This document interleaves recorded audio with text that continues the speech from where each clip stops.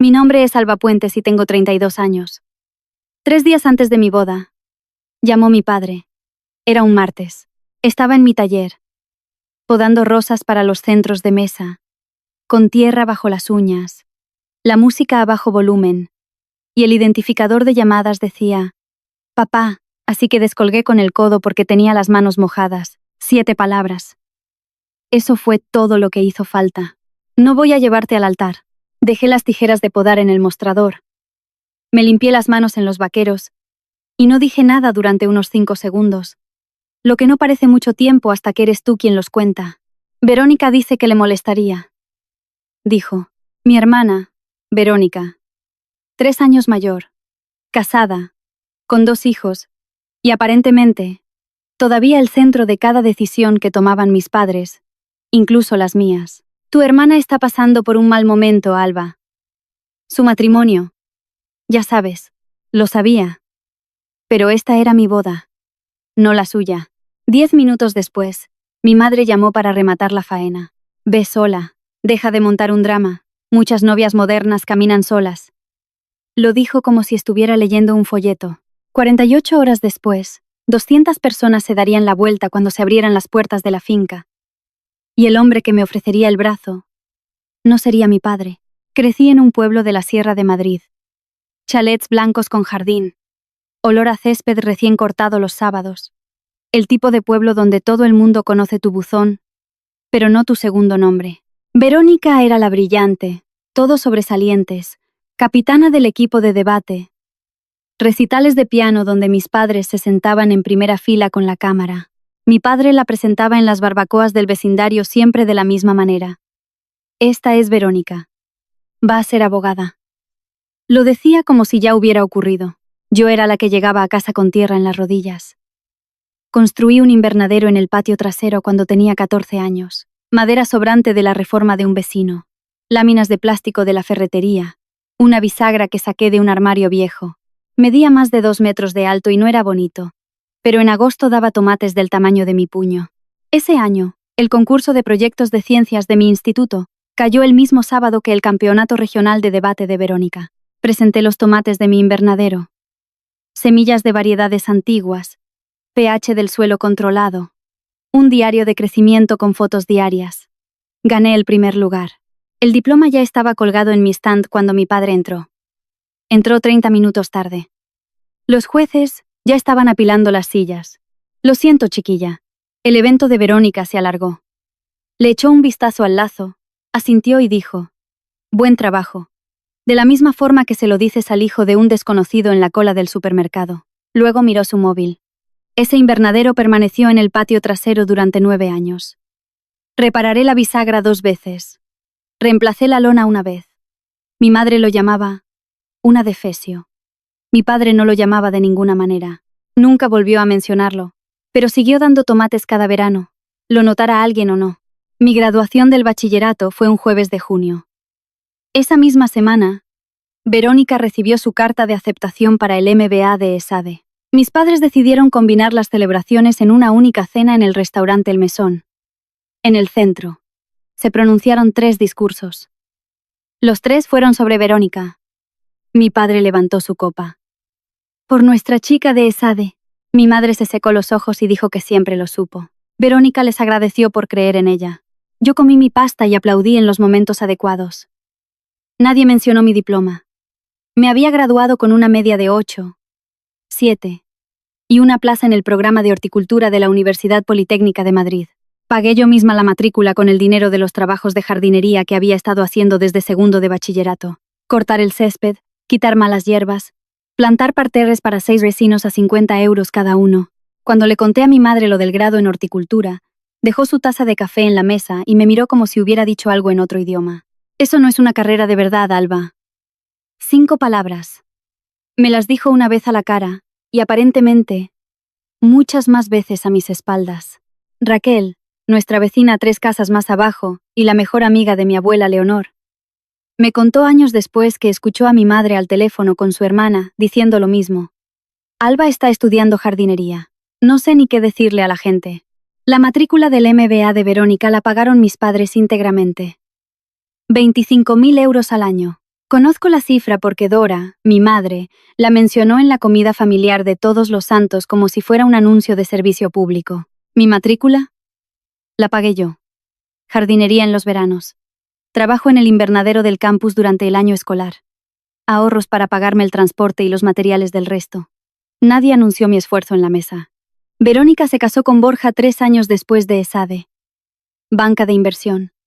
Traje gris marengo en la cena preboda. Gemelos que costaban más que la letra de mi furgoneta. Mis padres resplandecían en la boda como si hubieran organizado personalmente la subida de la bolsa. Luego vinieron los nietos. Primero Lidia. Ahora tiene 5 años.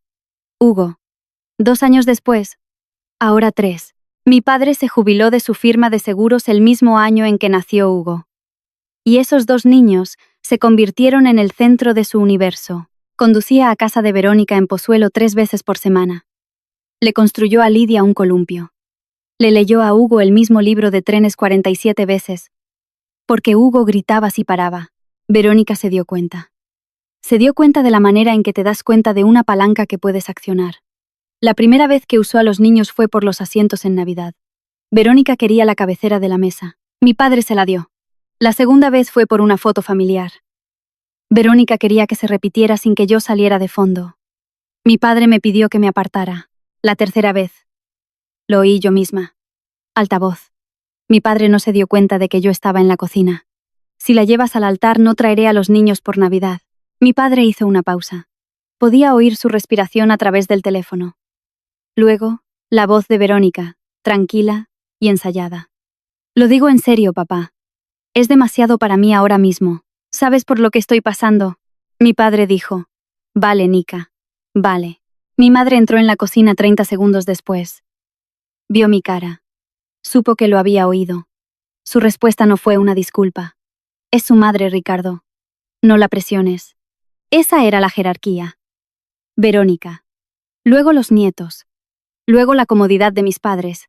Y en algún lugar por debajo de Libby. Yo. Conocí a Marco Reyes un martes de abril hace 3 años. Estaba plantando un jardín de lluvia para el proyecto de drenaje de la comunidad autónoma junto a una carretera comarcal. Él era el ingeniero de estructuras que construía el puente 60 metros río arriba. Ambos llegamos a las 6:30 de la mañana. Ambos bebíamos café solo de un termo. Me vio sacar un cepellón de la parte trasera de mi furgoneta y se acercó sin que se lo pidieran. ¿Necesitas una mano? Puedo sola. Lo sé, pero ya me he acabado el café y me aburro. Esa fue la primera frase que Marco me dijo que no trataba sobre pendientes de drenaje. Nuestra primera cita fue un recorrido por un vivero y luego unas raciones en la terraza de un bar cercano. Él tenía tierra en las botas. Yo tenía tierra en las mías. Fue la velada más natural de mi vida. Me presentó a su padre 2 semanas después. Francisco Reyes, 63 años, carpintero jubilado, manos como guantes de cuero que alguien dejó al sol demasiado tiempo. Vivía solo en la misma casa que había construido con la madre de Marco, que murió de cáncer de páncreas 8 años antes.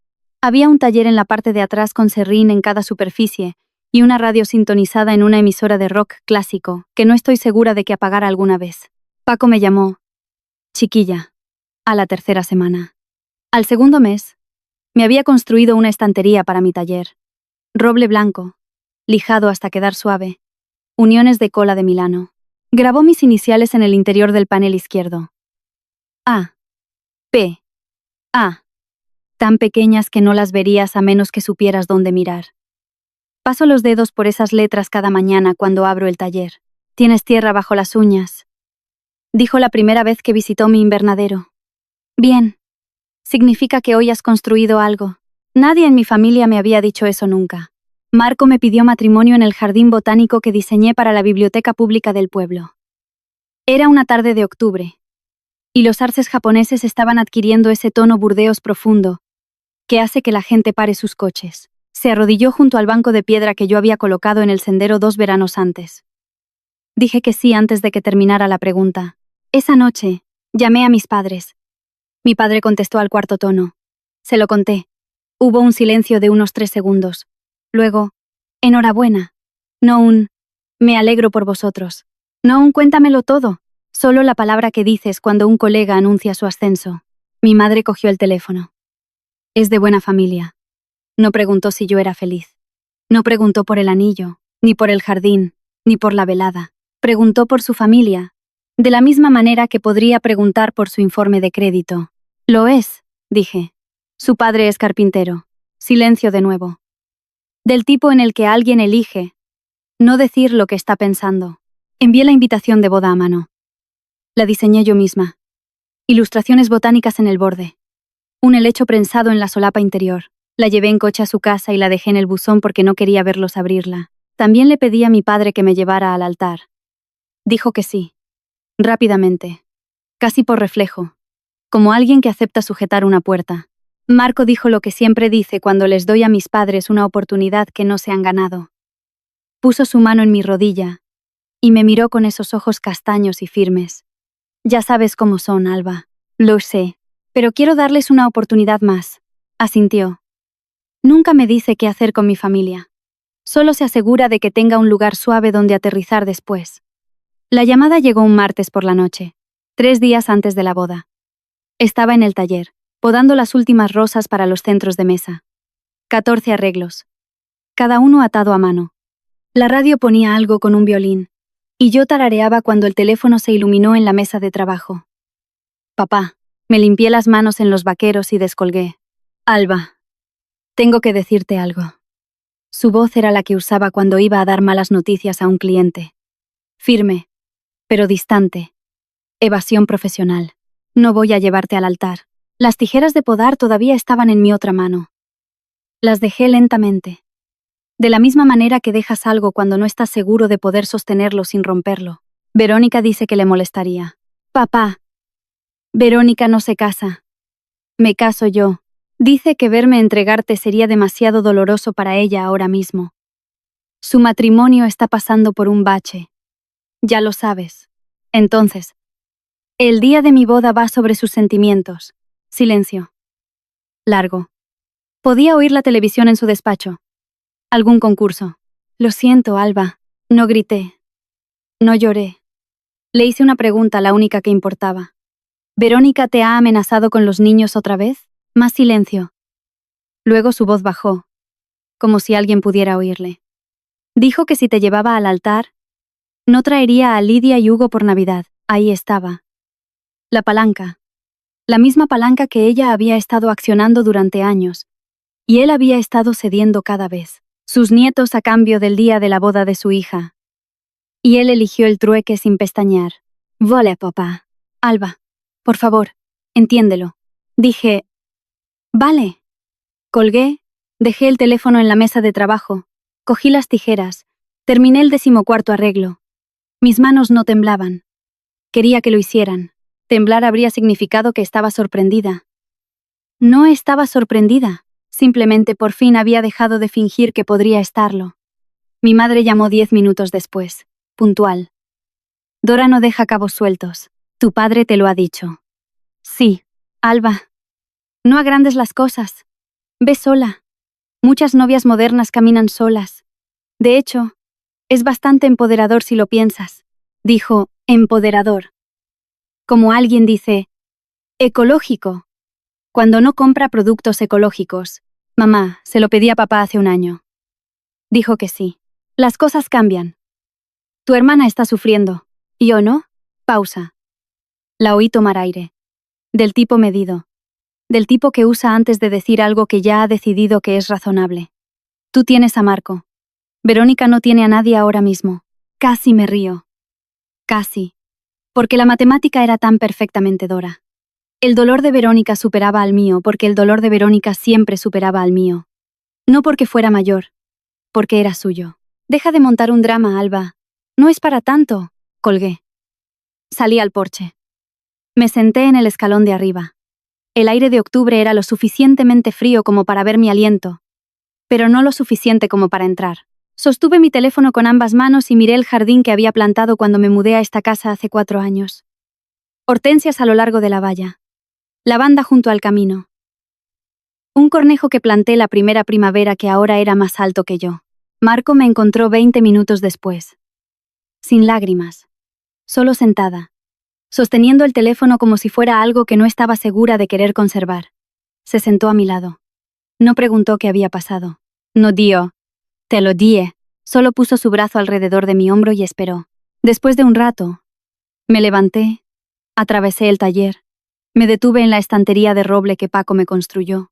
Pasé los dedos por el panel interior. Encontré las letras talladas A, P, las tracé 2 veces. Luego me fui a la cama. El miércoles por la mañana, 2 días antes de la boda, Marco hizo huevos revueltos, como a mí me gustan, con cebollino de la maceta del alféizar que él mantiene viva para mí porque, de alguna manera, consigo regar en exceso las plantas de interior mientras dirijo un negocio de paisajismo profesional. Puso el plato. Se sentó frente a mí. Esperó. Mi padre no me lleva al altar. Te oí al teléfono. Sirvió café. ¿Qué quieres hacer? No un yo lo arreglo. No un deja que los llame. Solo, ¿qué quieres hacer? Así es, Marco. No rescata. Se para a tu lado y te da lo que necesitas. No quiero caminar sola. Entonces no lo harás.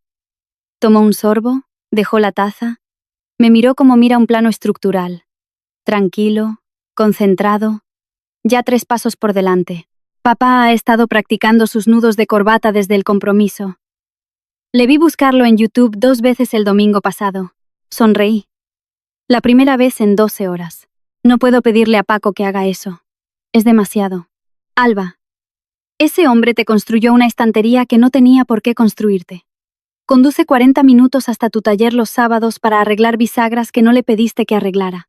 Te puso un sitio en la cena del domingo 2 meses después de que empezáramos a salir y no lo ha quitado desde entonces. Me quedé mirando mis huevos. Ha estado esperando, dijo Marco. Simplemente no quería pasarse de la raya. La idea hizo que algo se abriera en mi pecho. No dolor, algo más cálido. La comprensión de que la persona que necesitaba había estado allí durante 3 años, lijando madera en su garaje, llamándome chiquilla, apareciendo en cada una de las cosas que mi propio padre se había saltado. Vale, dije. Se lo pediré hoy. Jimena llamó 1 hora después. Mi mejor amiga. Dama de honor. El tipo de mujer que te dice que tu pelo está horrible antes de una cita y luego lo arregla en 90 segundos. Se había encontrado con Verónica en la peluquería de Pozuelo esa mañana. La misma colorista, al parecer. Los pueblos pequeños tienen brazos largos. Tu hermana estaba allí, dijo Jimena. Y no fue sutil. ¿Qué dijo? Le estaba contando a la colorista sobre tu boda. Lo estresante que es. Cómo todo vuelve a girar en torno a Alba. Cerré los ojos. ¿Otra vez? Su palabra. Dijo. Y cito. Alba siempre acapara toda la atención ahora. Desde que empezó ese negocio de jardinería, es como si el resto de nosotros no existiéramos. Casi se me cae el teléfono. Alba siempre acapara la atención. Yo, la que ganó una feria de ciencias ante una silla vacía. Aquella cuya cena de graduación se convirtió en una fiesta de aceptación de ESADE. Aquella cuya carrera fue etiquetada públicamente como no real por su propia madre, también dijo. Y ojalá me lo estuviera inventando. Su negocio de jardinería ni siquiera es un trabajo de verdad. Ahí estaba. La misma frase. Las palabras de Dora en la boca de Verónica. Pasadas de generación en generación como una receta familiar que nadie pidió. La voz de Jimena se suavizó. No está molesta por la boda, Alba. Está celosa. Tienes a Marco. Tienes tu negocio. Tienes una vida que no necesita que ella la valide. Y no lo soporta. Me quedé pensando en eso por un minuto. Jimena acierta en la mayoría de las cosas. Y acertaba en esto. Verónica no quería que mi padre me llevara al altar porque le dolería. Quería que se quedara en casa porque mi felicidad era algo que no podía controlar. Y controlar el paseo por el pasillo era lo más cerca que podía estar. Debería contarte lo de la comida familiar de Todos los Santos. El noviembre pasado, Verónica fue la anfitriona porque Dora insistió. Tu hermana tiene el comedor más grande. Esto era técnicamente cierto. También era irrelevante. Borja se sentó en la cabecera de la mesa con una camisa que probablemente costaba lo que yo cobro por una instalación de jardín completa. Miró su móvil 11 veces durante la comida. Las conté porque estaba sentada justo enfrente de él, y no había nada más que mirar mientras Dora hablaba de la reforma de la cocina de Verónica. Verónica hablaba muy alto esa noche. No el alto normal. El alto de cuando intentas llenar una habitación para que nadie oiga el silencio que hay debajo. Se reía de cosas que no eran graciosas. Rellenaba copas que todavía estaban medio llenas. Tocó el brazo de Borja 2 veces, y él no reaccionó ninguna de las 2. Entonces Lidia lo dijo. Tenía 5 años. Tenía puré de patatas en la barbilla. Y lo dijo como los niños de 5 años dicen todo. Con claridad y sin saber lo que significa. ¿Por qué papá duerme en el despacho? La mesa se quedó en silencio. Borja levantó la vista de su teléfono. El rostro de Verónica hizo algo que nunca había visto antes. Se plegó. No era ira. No era vergüenza. Algo por debajo de ambas cosas. Mi padre carraspeó y le preguntó a Hugo si quería más pan. Pero vi sus manos. Le temblaron al servir el vino. Un pequeño temblor. 2 segundos. Luego se enderezó, sonrió y pasó la salsa de arándanos como si nada hubiera pasado. Esa noche entendí algo. El matrimonio de Verónica no estaba pasando por un bache. Se estaba hundiendo. Y en lugar de lidiar con ello, estaba reorganizando los muebles sobre las grietas. Mi boda era solo el último mueble que necesitaba mover. Miércoles por la mañana. 2 días antes de la boda. Conduje hasta la casa de Paco. Vive en una calle sin salida cerca de una carretera comarcal, en un pueblo llamado El Pinar. La casa es de una sola planta, con un porche que él reconstruyó en 2019, y un garaje que huele a aceite de linaza y cedro. La radio de su taller pone rock clásico a un volumen que sugiere que cree que Led Zeppelin debería ser experimentado como una presencia de fondo en todas las actividades humanas. Estaba lijando una mecedora cuando llegué. Teca. Una beta preciosa. Llevaba su delantal de trabajo. Ese con el serrín permanentemente incrustado en la tela como una segunda textura. Me quedé en la puerta del garaje durante 10 segundos completos antes de que levantara la vista. «¡Hola, chiquilla!», sopló el polvo del reposabrazos. «El café está listo dentro». Paco. Debió de oír algo en mi voz porque dejó el papel de lija inmediatamente. Se giró para mirarme. Se limpió las manos en el delantal. Mi padre se ha echado atrás para llevarme al altar. No dijo, «Lo siento». No preguntó por qué. No negó con la cabeza ni ofreció una opinión sobre mi padre, mi familia o la situación. Simplemente me miró con esos ojos grises y firmes, los mismos ojos que tiene Marco. Y dijo 5 palabras. «Cuando me necesitas». Esa es la frase. Eso es todo. Sin dudar. Sin un «¿Estás segura?». Sin un «Déjame pensarlo». El hombre estaba lijando una silla, y en su siguiente aliento, se ofreció a llevarme hacia mi futuro como si ya estuviera en su agenda. El sábado, a la 1. «Estaré allí a las 12». Cogió el papel de lija. Empezó a lijar de nuevo. Y luego, más bajo. «Chiquilla. He estado esperando que alguien me lo pidiera». Lloré en el coche de camino a casa. Por primera vez en toda la semana. Las siguientes 48 horas se movieron como una corriente. Jimena se encargó de la logística con la tranquila eficiencia de alguien que ha planeado 3 baby showers y una vez organizó una fiesta de cumpleaños sorpresa durante una ventisca. Actualizó el plano de las mesas. El asiento del padre de la novia en la mesa principal fue reasignado. Primera fila. Pasillo central. Ahora etiquetado como Francisco Reyes. El asiento que se suponía que debía ocupar mi padre. Marco llevó a su padre a comprar un traje el jueves después del trabajo. Paco tenía una chaqueta de sport de 2011 que juraba que todavía le quedaba bien. Marco me envió una foto desde el probador. Paco con un traje gris marengo nuevo, con aspecto orgulloso e incómodo a la vez. Sus manos rudas sobresaliendo de los puños planchados como si no pertenecieran al mismo conjunto. Marco escribió debajo de la foto. «Me ha preguntado 3 veces si la corbata está recta». Escribí mis votos esa noche en el taller. La estantería de roble estaba a mi izquierda. Las iniciales de Paco a mi derecha. Una tabla de cortar que había empezado para nuestro regalo de bodas, y que pensaba que yo no sabía. Escribí a mano en el reverso de un boceto de paisaje. Taché líneas. Las reescribí. Me decidí por algo simple. Mis padres no llamaron el miércoles. No llamaron el jueves. No enviaron mensajes.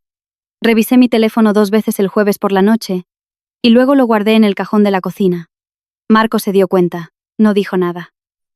Solo hizo té y dejó una taza en mi mesilla de noche. No les conté a mis padres lo de Paco. Asumieron que caminaría sola.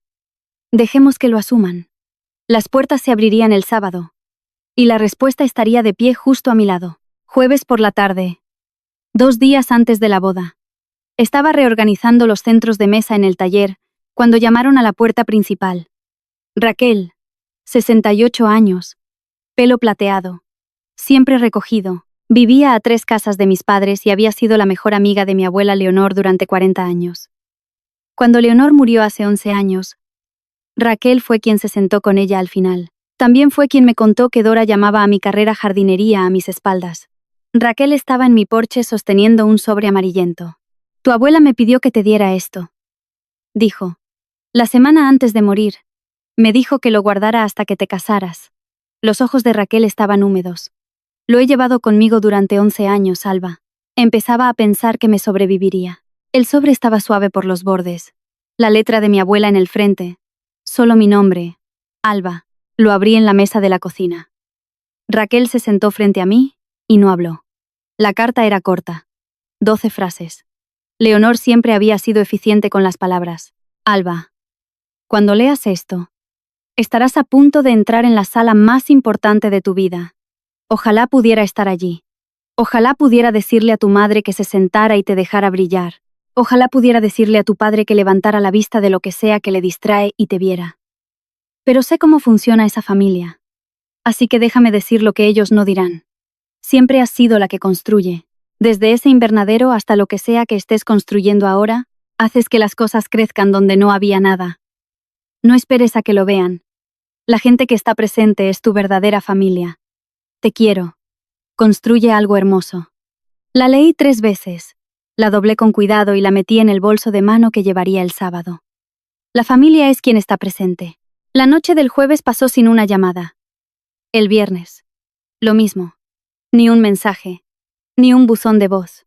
Ni un cambio de opinión de última hora de Ricardo o Dora. El viernes por la noche fue la cena preboda. Paco condujo 40 minutos desde El Pinar. Llegó 20 minutos antes y ayudó al catering a mover mesas porque los vio con dificultades y no podía ver a alguien cargar una mesa plegable incorrectamente. 30 invitados, todos del lado de Marco, mi compañera de piso de la universidad, Alejandra. 2 mujeres del grupo del taller de invernadero que dirijo los sábados por la mañana para madres locales. Raquel, Jimena, por supuesto, y nadie de mi familia. La finca se veía preciosa. Lados abiertos, guirnaldas de luces, arreglos de flores silvestres que yo misma había diseñado y cultivado, lavanda, flor de la reina Ana, y dalias de finales de temporada en jarrones de cobre que encontré en un mercadillo. Paco se levantó para el brindis. Sostuvo su copa como sostiene un cincel, con firmeza, como si lo dijera en serio. No soy un hombre de muchas palabras. Preguntadle a Marco. Os lo confirmará. Risas ligeras. Pero diré esto. Hace 3 años, una mujer apareció en la obra de mi hijo y sacó un cepellón de una furgoneta como si le debiera dinero. Me cayó bien de inmediato. Hizo una pausa, me miró. Nunca tuve una hija. Dios simplemente me hizo esperar un poco más. La sala se quedó en silencio. Jimena se llevó una servilleta a los ojos. Marco puso su mano en mi rodilla debajo de la mesa. Paco levantó su copa. Por Alba, que hace que las cosas crezcan. Miré su muñeca. Serrín. Solo un rastro. Atrapado en el pliegue de su puño. Había venido directamente del taller. Siempre venía directamente del taller. Eso fue el viernes. El sábado era la boda. Esa misma noche de viernes, 40 minutos al sur, mi padre estaba sentado en su garaje. No lo supe en ese momento. Jimena me lo contó semanas después. Tenía una amiga en el pueblo que vio a Ricardo en la gasolinera cerca de su casa, e intercambiaron unas palabras. La amiga dijo que parecía un hombre que llevaba algo demasiado pesado para dejarlo, y demasiado doloroso para sostenerlo. Se sentó en el garaje donde solía aparcar su berlina, en una silla plegable, mirando a la pared. Había una foto en el panel de herramientas. Yo a los 12 años, sosteniendo un tomate del invernadero, sonriendo como si hubiera inventado la luz del sol. Había colgado esa foto años atrás, y al parecer nunca la quitó, aunque el invernadero ya no estaba. Dora le hizo desmontarlo cuando me fui a la universidad.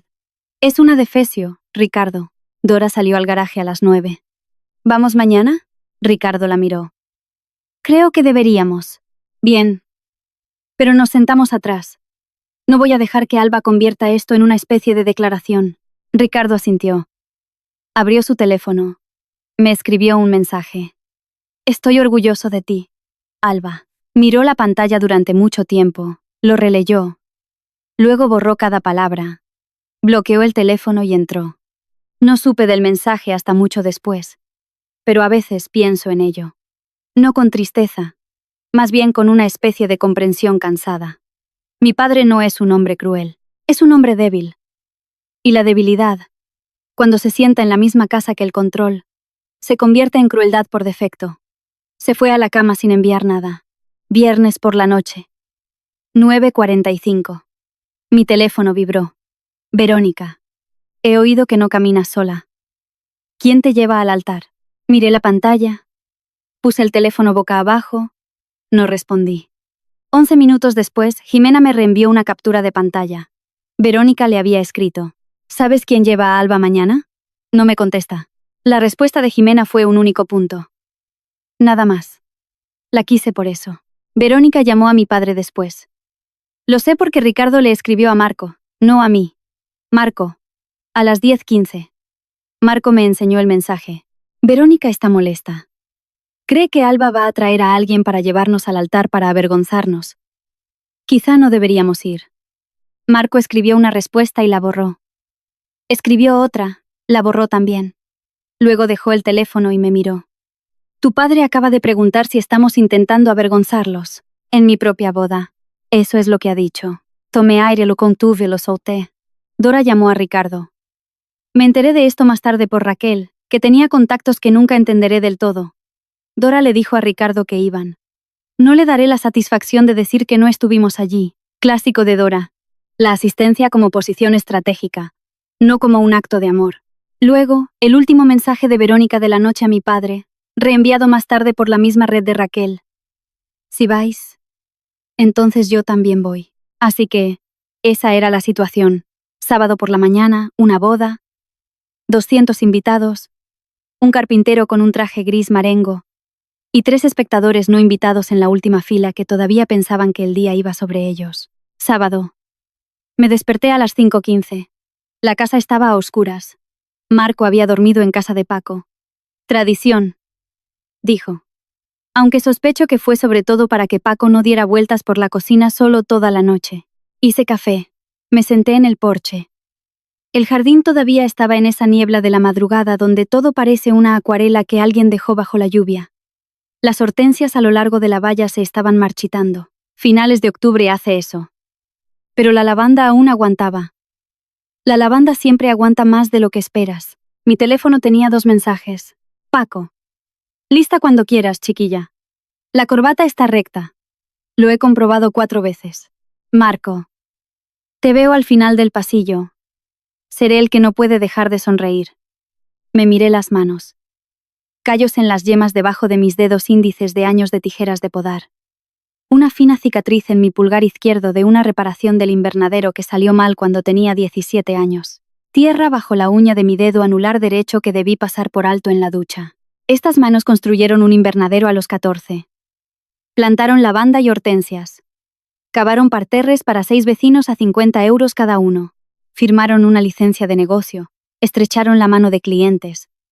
Prepararon 14 centros de mesa para una boda a la que mis propios padres no se molestaron en asistir con elegancia. Terminé mi café. Lavé la taza. Me duché. Me sequé el pelo. Me lo recogí con la horquilla de perlas que Raquel me había dado junto con la carta de Leonor. Había sido de mi abuela. Me miré en el espejo y vi exactamente lo que esperaba. No una víctima. No una hija rota. Solo una mujer con las manos manchadas de tierra y un plan claro para el día. Cogí el bolso de mano con la carta de Leonor dentro. Conduje hasta la finca. La finca era un pajar rehabilitado en una colina a las afueras del pueblo. Lados abiertos, vigas de cedro, el tipo de lugar que parece que ha estado celebrando bodas durante un siglo, pero que en realidad fue un establo lechero hasta 2016. Yo misma había hecho las flores. Cada arreglo, ramos de flores silvestres en jarrones de cobre, lavanda, flor de la reina Ana, dalias tardías, ramitas de romero porque mi abuela siempre decía que el romero era para el recuerdo. El altar estaba enmarcado con clemátides trepadoras que yo había guiado en un enrejado de madera que Marco construyó. Olía a tierra y a octubre. Jimena ya estaba en la habitación que nos prepararon cuando llegué. Tenía mi kit de maquillaje abierto y una copa de cava en la mano. Pareces una mujer que lleva despierta desde las 5:15. Casi. Trabajó rápidamente. Base, colorete, un color de labios que llamó poder silencioso, que estoy bastante segura de que se inventó en el momento. Raquel llegó a las 10 con una pequeña caja de terciopelo. Dentro, un par de pendientes de perlas. De tu abuela, dijo Raquel. Los llevó en su propia boda en 1974. Algo prestado, algo viejo. Ambos en uno. Los sostuve en mi palma. Estaban cálidos, como si alguien acabara de quitárselos. Alejandra y mis dos amigas de la universidad llegaron después, las 5 en la suite nupcial. Jimena arreglándome el pelo. Raquel sentada en un rincón con las manos en el regazo como una mujer que había estado esperando 11 años por exactamente esta mañana. Sin madre, sin hermana. Jimena me pilló mirando la puerta una vez. Deja de mirar esa puerta, Alba. Todos los que importan ya están en esta habitación. No se equivocaba, pero aún así dolió. De la misma manera que duele un viejo moratón cuando te golpeas con algo que creías haber apartado. Llamaron a la puerta. 10. 45. Jimena abrió. Paco estaba en el umbral con su nuevo traje gris marengo, camisa blanca, corbata azul marino que Marco había elegido. Sus manos colgaban a los lados, todavía rudas, todavía con cicatrices de décadas de madera y clavos, y cosas construidas para otras personas. Me vio con mi vestido y se detuvo. Para un hombre que pasa su vida midiendo cortes al milímetro, Paco es notablemente impreciso con sus emociones. Sus ojos se llenaron de inmediato, su mandíbula se tensó. Parpadeó 2 veces, con fuerza, y luego dijo: «Ay, chiquilla, no llores, Paco, me acaban de poner el rímel. No estoy llorando. El serrín se mete por todas partes». Jimena se rió desde el otro lado de la habitación. Raquel sonrió. Metió la mano en el bolsillo de su chaqueta y sacó una pequeña caja de madera. Nogal. Acabado a mano. Dentro había un prendido. Hojas de roble secas. Gipsofila envuelta en cordel. Lo hice esta mañana. Pensé que las flores de una tienda no te parecerían adecuadas. Se lo prendí en la solapa. Las hojas de roble eran de su taller. El mismo roble blanco que la estantería. El mismo que había sido parte de mi vida durante 3 años. Integrado en las paredes de mi rutina diaria. «Estás preciosa», dijo. Luego se corrigió. «No. Pareces fuerte. Nadie me había dicho eso en un día en que se suponía que debía estar preciosa». Y era exactamente la palabra correcta. Tomó asiento en el rincón junto a Raquel. Los dos se sentaron allí en silencio. Un carpintero de 63 años y una maestra jubilada de 68. Como el equipo de seguridad más improbable en la historia de las bodas, esperando a que se abrieran las puertas. Al mediodía, me asomé por la cortina del lado del pajar. El lado de Marco estaba lleno. Tías, tíos, primos, amigos de su empresa de ingeniería. Su primo trajo a un niño pequeño que ya estaba dormido. Su compañero de piso de la universidad se ajustaba a una pajarita que parecía prestada. Mi lado era más pequeño, pero no vacío. El asiento de Raquel estaba reservado al frente. Alejandra y las chicas de la universidad estaban allí. 7 mujeres de mi taller de invernadero. El grupo de los sábados por la mañana donde enseño a madres locales a empezar huertos. 3 clientes de paisajismo que se habían convertido en amigos a lo largo de los años. Mi contable Gloria, que una vez me dijo que mis impuestos trimestrales la enorgullecían. Y entonces vi la última fila. Extremo derecho. 3 figuras. Ricardo con un traje oscuro, mirando sus zapatos. Dora sentada rígida con el bolso en el regazo como un escudo. Y Verónica con un vestido que era ligeramente demasiado formal para una boda en una finca al aire libre. Escaneando la sala con la expresión de alguien que cataloga las salidas de emergencia. Vinieron. Se me encogió el estómago. No porque tuviera miedo, porque por un segundo, un estúpido segundo reflejo, mi corazón dijo: quizá están aquí para arreglarlo. Luego vi a Dora inclinarse y susurrarle algo a Ricardo, y él asintió sin levantar la vista. Y supe que no estaban aquí por mí. Estaban aquí para poder decir que estuvieron aquí. La asistencia como coartada. Dejé caer la cortina. Me volví hacia la habitación. Jimena se ajustaba su ramo. Paco se sacudía algo de la manga. Raquel leía la carta de Leonor una vez más. Se la había enseñado esa mañana. Y había llorado en silencio durante 3 minutos. La coordinadora entró. 15 minutos. La música empezó a la 1 en punto. Un cuarteto de cuerda que Marco había encontrado a través de un amigo. Tocaron algo suave y ascendente, no sé el nombre, pero sonaba como la luz del sol moviéndose entre los árboles. Las damas de honor caminaron primero. Alejandra, luego Sara, y Jimena la última. Jimena se detuvo en la puerta y me miró. Me guiñó un ojo. Luego pasó, y el pasillo la engulló en luz blanca. Silencio. Del tipo breve y contenido en el que 200 personas se quedan quietas a la vez. Y el único sonido es el viento a través de los lados abiertos del pajar. La coordinadora me tocó el brazo. ¿Lista? Abrí el bolso de mano. Saqué la carta de Leonor. Leí una línea. La última. La gente que está presente es tu verdadera familia. La doublé, la guardé, serré el broche. Paco se puso a mi lado. Me ofreció su brazo. Su manga estaba impecable, pero su mano era la misma. Ruda, cálida, callosa por 40 años de construir cosas para la gente que amaba. Puse mi mano en su antebrazo y sentí la firmeza de un hombre que no tiembla. ¿Estás bien?, preguntó. Estoy bien. Pues vamos a enseñarles lo que significa estar presente. Las puertas del pajar se abrieron de par en par. La luz inundó el lugar. Sol de octubre, bajo y dorado, atrapando las motas de polvo en el aire como si alguien hubiera esparcido purpurina a mano. 200 cabezas se giraron. Y allí estábamos. Francisco Reyes y Alba Puentes, un carpintero y una jardinera. Ninguno de nosotros emparentado por sangre. Ambos exactamente donde se suponía que debíamos estar. Sentí su mano cubrir la mía sobre su brazo. Firme, cálida. La textura áspera de décadas de trabajo presionada contra mi piel. Dio el primer paso y yo lo seguí. Caminamos. No miré a la última fila. No lo necesité. Miré directamente al frente, donde Marco estaba al final del pasillo con los ojos húmedos y una sonrisa que decía todo lo que sus palabras dirían más tarde. Este era el día de mi boda. Y no caminaba sola. Las puertas estaban abiertas. 200 personas lo vieron. Y el hombre que me ofrecía el brazo no era mi padre de sangre. Era mi padre por elección. Si alguna vez has encontrado familia fuera de la sangre, alguien que apareció cuando las personas que deberían haberlo hecho no lo hicieron, suscríbete y quédate conmigo, porque lo que pasó a continuación es un momento que llevaré conmigo para siempre. El pasillo medía 20 metros de largo. Lo sé porque lo medí yo misma durante la visita a la finca en agosto. 20 metros de tablones de roble recuperado. La ironía de caminar sobre roble hacia un futuro que me había sido dado por un hombre que construía con él no se me escapó, aunque no pensé en ello en ese momento. En ese momento contaba los pasos de Paco.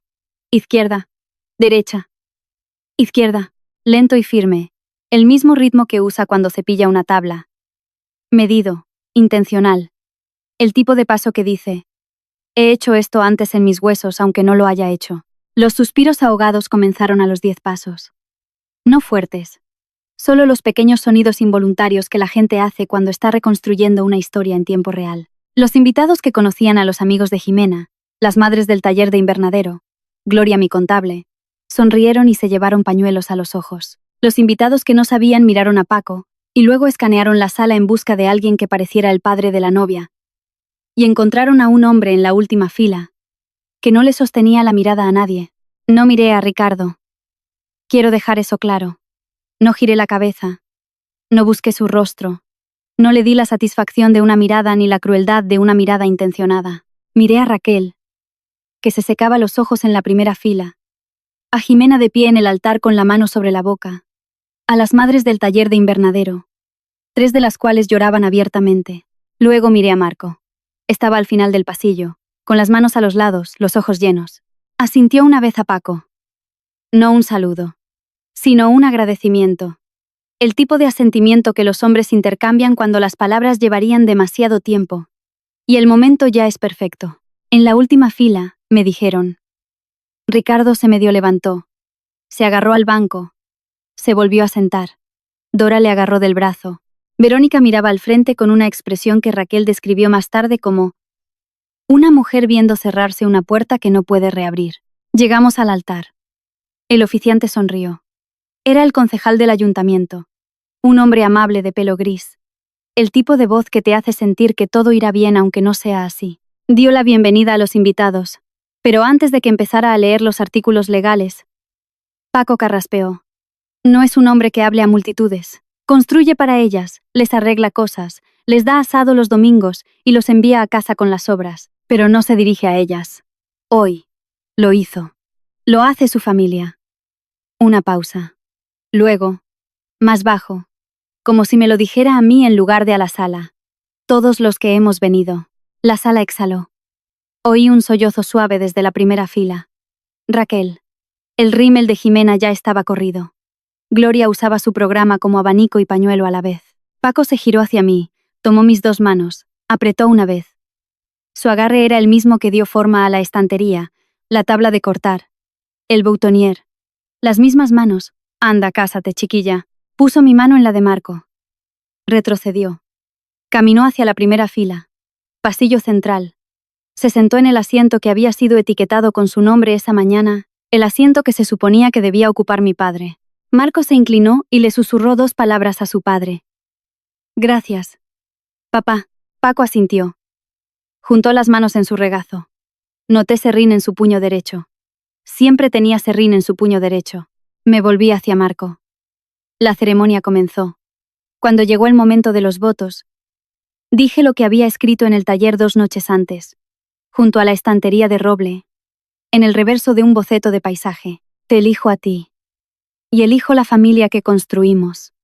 No la que nos dieron. La que hacemos con nuestras manos cada día desde cero. Marco dijo sus votos. No recuerdo las palabras. Recuerdo sus ojos. Nos casamos a la 1:27 de la tarde. La recepción comenzó a las 2. Mismo pajar.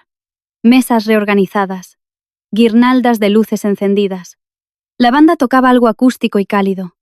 La gente bailaba. Hugo, el hijo de 3 años de Verónica, corría entre las mesas, persiguiendo un globo que se había escapado de su ancla. Lidia se sentó en el regazo de Ricardo y pidió tarta. A las 3, Paco se levantó para su brindis. La sala se silenció de la manera en que las salas lo hacen cuando pueden sentir que algo real está a punto de suceder. Voy a ser breve porque Marco me dijo que si hablaba más de 2 minutos, me sacaría del escenario con un trombón. Risas. Como no tiene un trombón, le creo. Sostuvo su copa. La primera vez que Alba vino a mi casa para la cena del domingo, tenía un helecho en el alféizar de la ventana. Se estaba muriendo. Llevaba muriendo 1 año. Yo ya me había rendido. Ella entró, lo miró, y en 10 minutos lo había trasplantado. Lo había movido a una ventana diferente, y me dijo que lo estaba regando en exceso. Me miró. Supe entonces que cualquier mujer que salva una planta moribunda sin que se lo pidan es también el tipo de mujer que salvará a un viejo de comer solo todos los domingos. Silencio. Luego la sala estalló. Aplausos. Lágrimas. Jimena se levantó y aplaudió hasta que sus palmas se pusieron rojas. La gente empezó a hablar después del brindis. No directamente a mí, sino a mi alrededor. De la manera en que se habla en los eventos cuando quieres que la persona lo oiga. Ella diseñó el jardín de la biblioteca, ¿sabes? Su empresa se encarga de los jardines del juzgado. ¿Los has visto en primavera? Da un taller gratuito para madres todos los sábados.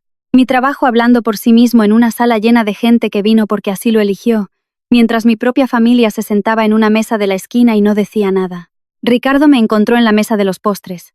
Estaba cortando la tarta de limón. Mi elección. No la de Dora. Sentí que alguien se acercaba demasiado a mi lado izquierdo. Supe que era él, antes de girarme. Olía al mismo aftershave que ha usado desde que yo tenía 7 años. Alba. Me giré. Sostenía un vaso de agua. No de champán. Agua. Tenía los ojos enrojecidos por los bordes, y su mandíbula hacía esa cosa que hace cuando intenta no decir algo que podría salir mal. Ese hombre lo hizo bien. Se llama Paco. Ricardo asintió. Paco. Sí. Estuvo... Lo hizo bien ahí arriba. Sí, lo hizo. Silencio. Ricardo miró la tarta, la mesa, cualquier cosa que no fuera mi cara. Quería decir... Lo siento. Lo miré. No con ira. No con perdón. Solo con la mirada plana y clara de alguien que ha pasado 32 años viendo a un hombre elegir el camino de menor resistencia. ¿Sientes habértelo perdido? Dije. ¿O sientes que todo el mundo lo viera? Se encogió. Pequeño. El tipo de encogimiento que solo ocurre cuando alguien dice en voz alta lo que has estado pensando durante 3 días. Antes de que pudiera responder, apareció Dora, mano en su codo, guiándolo como siempre lo guía, con firmeza, como si dirigiera un carro. «Ricardo, ven a sentarte», se inclinó hacia mí mientras lo alejaba. Voz baja, controlada, el mismo tono que usó por teléfono el martes por la noche. «No montes una escena, Alba. No montes una escena». Cogí el cuchillo de la tarta, puse un trozo en un plato. «No soy yo la que monta escenas, mamá. Estoy cortando la tarta». Se alejó. Ricardo la siguió. Siempre la sigue. El momento de abrir el baile con el padrino llegó a las 4. Excepto que el que bailó conmigo no fue mi padre. Fuimos Paco y yo en el suelo de un pajar bajo guirnaldas de luces, con una canción que Marco eligió. Una versión acústica de Cuenta conmigo, que hizo llorar a Jimena por tercera vez. Paco bailaba como construye, con cuidado, prestando atención a dónde iban sus pies. Sostuvo mi mano en la suya y mantuvo su otra mano en mi hombro, no en mi cintura, porque Paco es el tipo de hombre que respeta un límite incluso en una boda. «Piso los pies», advirtió. «Lo sé. Marco me lo dijo. Ese chico no tiene lealtad». Me reí. La sala se rió. 200 personas viendo a un carpintero bailar con una jardinera y sintiendo algo verdadero bajo la música. En la mesa de la esquina Verónica miraba. Borja no estaba allí. Tenía un viaje de trabajo. O eso le dijo a Dora. La silla junto a ella estaba vacía y agarraba una copa de champán como si le debiera algo. Raquel se acercó y se sentó junto a Verónica. Ni hostil, ni cálida, solo presente, como Raquel hace todo. «Leonor habría estado tan orgullosa de Alba hoy», dijo Raquel.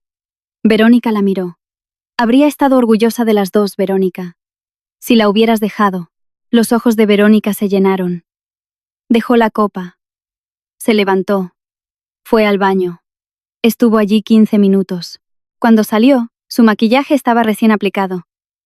Pero sus ojos estaban hinchados. Y sus manos seguían temblando como temblaron en la comida familiar. La vi cruzar la sala desde la pista de baile. No fui hacia ella. No envié a nadie tras ella. Seguí bailando con Paco. Algunas puertas se cierran porque tú las cierras. Otras se cierran porque la persona del otro lado dejó de mantenerlas abiertas. No vi a mis padres irse. Jimena me dijo más tarde que se escabulleron sobre las 5, entre el corte de la tarta y el lanzamiento del ramo. De la manera en que te vas de una fiesta en la que nunca estuviste realmente. El viaje a casa para Ricardo y Dora fue de 40 minutos. Raquel se enteró por una vecina, que se enteró por la hermana de Dora, que ninguno de los dos habló durante los primeros 20. Entonces Ricardo dijo algo. «Ese hombre le construyó una estantería». Dora lo miró. «¿Qué?» «En su taller. De roble. Con sus iniciales grabadas dentro». Dora miraba la carretera. «¿Cuándo fue la última vez que le construimos algo, Dora?» Sin respuesta.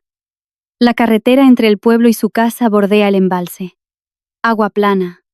Árboles oscuros. El tipo de viaje que te da demasiado tiempo para pensar. «Ni siquiera me miró», dijo Ricardo, cuando caminó por el pasillo. «No me miró. Estaba mirando a Marco. Estaba mirando a todos excepto a mí». Y tenía razón. Dora no dijo nada. Ricardo entró en el camino de entrada. Dora entró en casa. Ricardo se quedó en el coche. La luz del garaje seguía encendida desde el viernes por la noche. La foto de Alba de 12 años con el tomate seguía en el panel de herramientas. El invernadero ya no estaba. Dora le hizo desmontarlo años atrás, pero las marcas en la tierra donde estuvo todavía eran apenas visibles en el césped, incluso en la oscuridad. Algunas cosas dejan contornos incluso después de ser eliminadas. Ricardo miró su teléfono. Ningún mensaje de Alba. Ningún mensaje por llegar. La boda había terminado. Su hija estaba casada.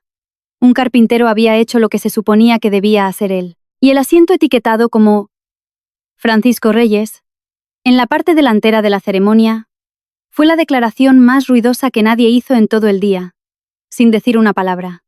Entró y cerró la puerta. Lunes por la mañana, 2 días después de la boda, abrí el taller a las 7 como siempre. Un nuevo pedido en el escritorio. Diseño de paisaje para el jardín del ala infantil del Hospital Materno Infantil. 100 metros cuadrados. Plantas sensoriales para niños en recuperación. Jardines de texturas. Cosas que puedes tocar, oler y sostener. Marco trajo café a las 8. Solo. El cebollino del alféizar seguía vivo. Paco pasó a las 9 con una tabla de cortar en la que había estado trabajando durante semanas. Madera de cerezo. Una franja de nogal incrustada en el centro. Para los recién casados, dijo. Como si no me hubiera llevado al altar 48 horas antes, como si fuera un sábado más. La puse en el mostrador junto a la estantería que construyó hace 3 años. Mismo hombre. Mismas manos. Mismo aparecer sin que se lo pidan. Mi teléfono vibró al mediodía. Un mensaje de Ricardo. ¿Podemos hablar? Lo leí. Dejé el teléfono boca abajo en la mesa de dibujo. Abrí los planos del jardín del hospital. Empecé a esbozar el camino sensorial. Romero para la memoria. Lavanda para la calma. Menta para la energía. Plantas que te dan algo solo por estar cerca de ellas. El invernadero que construí a los 14 medía más de 2 metros de alto y daba tomates para una familia. Este sería de 100 metros cuadrados. Y cultivaría sanación para los niños que la necesitaran. Cogí mi lápiz, dibujé la primera línea del camino, luego la segunda, luego los parterres del borde, luego el arco de entrada. Afuera, la luz de octubre se movía a través de la ventana de mi taller y alcanzaba las letras talladas en el interior de la estantería. A. P. Lo suficientemente pequeñas para pasarlas por alto, lo suficientemente profundas para durar. No respondí al mensaje. Tenía trabajo que hacer. 2 semanas después de la boda, llamó Verónica. Estaba en una obra, el jardín del hospital, midiendo pendientes de drenaje, cuando su nombre apareció en mi pantalla. Casi lo dejo pasar al buzón de voz. Casi. Pero algo en mí. Algún resto de la chica que reparó la bisagra del invernadero 2 veces porque creía que las cosas se podían arreglar. Me hizo contestar. Alba, estoy aquí. Silencio. Lo suficientemente largo como para comprobar si se había cortado la llamada. Borea se ha ido. Dejé mi cinta métrica. Se mudó la semana pasada. Se llevó sus cosas mientras yo estaba en el supermercado. Dejó una nota en el mostrador. Espere. La respiración de Verónica era irregular. No lloraba. Intentaba no llorar. Solo pensé que debía saberlo. Val. Otra pausa. Luego su voz se rompió. No dramáticamente, no como actúa para mis padres, sino en voz baja. Como una grieta en una pared que se ha estado extendiendo durante años. Y finalmente, ha llegado a la superficie. Pensé que si podía mantener a mamá y papá centrados en mí, llenaría el vacío. Borja no estaba. Los niños no eran suficientes. Necesitaba ser el centro de algo. Y mi boda estaba en medio. Tu felicidad estaba en medio. Dejé que eso reposara. No la consolé. No la ataqué. Estaba en una obra con tierra en las botas y sostuve el teléfono y escuché a mi hermana decir finalmente lo que había estado ocultando detrás de la manipulación durante 3 años. Verónica, espero que encuentres lo que necesitas. Lo digo en serio. Pero ya no soy tu colchón emocional. No puedo ser la cosa en la que te apoyas mientras me empujas hacia abajo. Lloró en silencio. La dejé. Luego me despedí y volví a medir. Una carta llegó la semana siguiente, escrita a mano. La letra de mi padre. Pequeña. Inclinada. La caligrafía de un hombre que aprendió a escribir en un colegio que todavía usaba plumas estilográficas. No un mensaje, no una llamada. Una carta. Enviada con un sello. La abrí en el taller. Sola. De pie junto a la estantería. Alba, debería haberte llevado al altar. Lo supe cuando Verónica me pidió que no lo hiciera. Y lo supe cuando tu madre me dijo que todo iría bien. Y lo supe cuando me senté en la última fila y vi a otro hombre hacer lo que se suponía que debía hacer yo. Elegí mal. He estado eligiendo mal toda tu vida, y diciéndome a mí mismo que era más fácil. No fue más fácil. Solo fue más cobarde. Dejé que tu hermana usara a esos niños como un muro entre nosotros. Dejé que tu madre me dijera que mantener la paz era lo mismo que ser un buen padre. No lo era. Mantener la paz significaba mantenerte a distancia. Y lo hice porque tenía demasiado miedo de lo que pasaría si me oponía. Paco se ganó lo que yo tiré. Él estuvo presente. Yo no. No espero que me perdones. No creo que yo me perdonaría. Pero quiero que sepas que la foto tuya sosteniendo ese tomate sigue en mi pared. Y ojalá te hubiera dicho entonces lo que debería haber dicho 1000 veces desde entonces. Estoy orgulloso de ti, Alba. Siempre lo estuve. Simplemente fui demasiado débil para decirlo en voz alta. Papá. La leí 2 veces, la doblé. La puse en el cajón del escritorio junto a la carta de Leonor. 2 cartas. 2 pesos muy diferentes. No respondí. Solía pensar que la familia era la gente con la que naces, los que comparten tu sangre, tu nombre, tu mesa. Ya no pienso eso. La familia es el hombre que conduce 40 minutos hasta tu taller un sábado para arreglar una bisagra que no le pediste que arreglara. La familia es una carta en un sobre amarillento de una mujer que lleva 11 años muerta. La familia es quien está presente. Esa es mi historia. 3 días de silencio. Una carta de una abuela y un carpintero que dijo que sí, antes de que terminara de preguntar. Si esto te ha recordado que la familia es una elección, no una obligación. Compártelo con alguien que necesite oírlo. Gracias por estar aquí. Nos vemos en la próxima.